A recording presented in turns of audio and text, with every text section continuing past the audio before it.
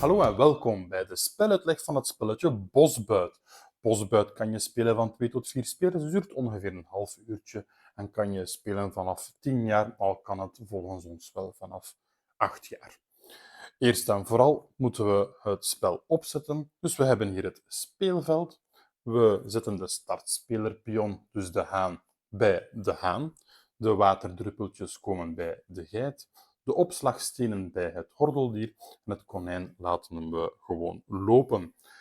We hebben 2 soorten kaarten, namelijk de dierkaarten en de padkaarten. Elke speler die krijgt alvast 1 dierkaart en die leggen we voor ons en dat zal ons speelveld bepalen.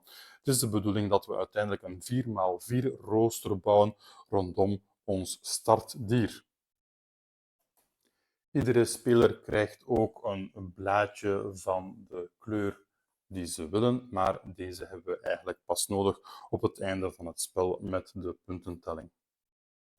Er wordt willekeurig een eerste speler gekozen en die krijgt de startspeler pion. Ziezo, nu zijn we klaar om het spelletje te starten. Maar eerst en vooral gaan we eens kijken hoe zo'n dierkaartje eruit ziet. Allereerst zien we de afbeelding van het dier in het midden van de kaart. Daarop zien we de opslagstenen en daaronder zien we een getal. Dit getal wil zeggen hoeveel voedingswaren het dier kan nemen dat hij op zijn pad tegenkomt. Naast die opslagstenen zien we een blaadje met daarin een waarde. Dit diertje is standaard 1 punt waard. In de 4 hoeken zien we de 4 verschillende voedingswaren en zoveel punten zijn die voedingswaren waard als ons diertje het kan opslaan in zijn opslagstenen. Voordat de ronde begint moeten we hier wel nog enkele kaarten plaatsen. Dus onder de haan leggen we een padkaart, als ook onder onze geit en ons hordeldier. Het konijn dat is een sociaal diertje en daaronder leggen we een van onze dierkaarten. De eerste speler die mag beginnen en die mag een van de kaarten kiezen om zijn 4x4 rooster uit te bouwen. Aangezien ons diertje hier van aardbeien houdt, zou het logisch zijn om deze tegel te nemen of deze tegel. Laten we veronderstellen dat ik deze kaart neem en ik ga die gewoon zo mooi aansluiten dat die bij onze dierkaart verbonden is. Die kaart moeten we steeds orthogonaal plaatsen bij een van de reeds gelegde kaarten, dus nooit diagonaal. We mogen deze ook draaien en keren hoe we willen. Dus weer bijvoorbeeld op die manier. Bij deze kaart hoort ook een beloning. Als je bijvoorbeeld deze kaart neemt onder de haan, dan krijg je de startspelerpion. Neem je de kaart onder de het, dan krijg je een waterdruppel. Neem je een kaart onder het hordeldier, dan mag je zo'n opslagsteen nemen en die bij het diertje leggen. En onder het konijn krijg je geen beloning, maar heb je gewoonweg een nieuw diertje. Op dit ogenblik heeft mijn vogeltje hier 6 opslagplaatsen. Dus hij zal de volgende 6 voedingsbronnen kunnen nemen. En op die manier is het de bedoeling om een 4x4 rooster uit te werken. Waarbij moeten we nog opletten? Wel, een pad dat mag ook doodlopend zijn. Veronderstel dat ik dit diertje neem de volgende keer, dan mag ik dat gewoonweg zo leggen.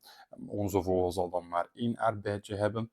Wat mogen we zeker en vast niet doen? We mogen er niet voor zorgen dat 2 dieren op hetzelfde pad terechtkomen.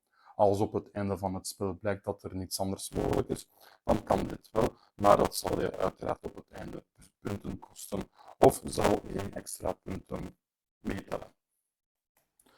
Als je deze kaart zou nemen, dan krijg je een druppeltje. En wat betekent dat druppeltje juist? Wel, als we dit naast een voedingsbron leggen, dan is dit 1 punt meer waard. Onze aardbei zou in dit geval dan 2 punten waard zijn. Onze worm dan 1 punt. Let wel op, er mag slechts 1 druppeltje per voedingsbron liggen. Nu maken we even een tijdssprong en maken we een situatie verder in het spel. Ziezo, we zijn nu iets verder in het spel. Ik ga nog enkele voorbeelden tonen waarbij we op welke manier we geen kaart mogen leggen. We mogen bijvoorbeeld deze vos niet hier leggen, want het pad van onze vogel eindigt bij de vos. Dat mag niet. We mogen ook geen kaart hier meer plaatsen, Want een 4x4 rooster, 1, 2, 3, 4, hier mogen we dus geen vijfde kaart leggen. Ook aan de andere kant. Dus hier een vijfde kaart leggen is verboden. Dus ik ga bijvoorbeeld ervoor kiezen om onze vos toch te nemen en om die hier te leggen. En hopelijk zullen die aardbeien straks nog punten opleveren.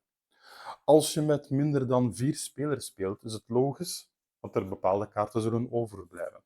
Deze kaarten komen dan op een aflegstapel terecht. Ook wat betreft de dieren. Dus naast de stapels hier en de trekstapels daarboven, zal je ook nog 2 aflegstapels hebben voor de kaarten die niet gebruikt worden. Let wel op, als je met 4 spelers speelt, dan zullen er geen aflegstapels zijn.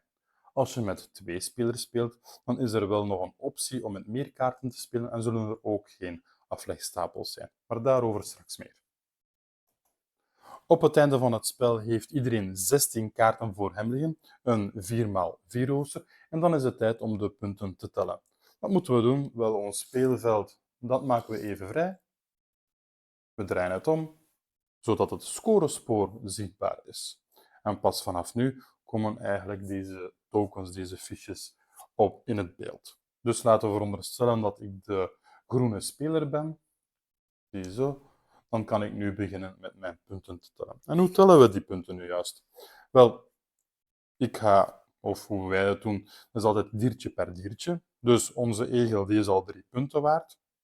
Dan kijken we hoeveel voedingswaren die op zijn pad mag nemen. Dus standaard had hij 0 voeding dat hij mocht nemen.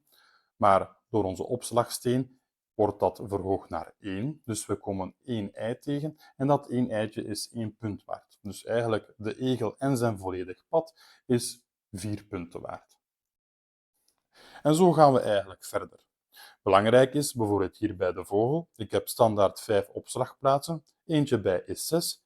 1, 2, 3, 4, 5, 6. Deze laatste worm die kan ik niet laten meetellen voor de puntentelling, terwijl ik daar wel een druppeltje ga naast liggen, want onze worm is nu niet 0 punten waard, maar 1 punt. Net zoals hier de aardbei bij de mol 0 punten waard was, maar nu 1 punt. De speler die op het einde van het spel de startspelerpion had, die krijgt nog een extra punt. De speler die op het einde van het spel de meeste punten heeft, die wint uiteraard het spelletje. Bij een gelijkstand wint de speler die het dichtst zit bij de speler met de startspelerpion. Er bestaat ook nog een expertmodus voor 2 spelers.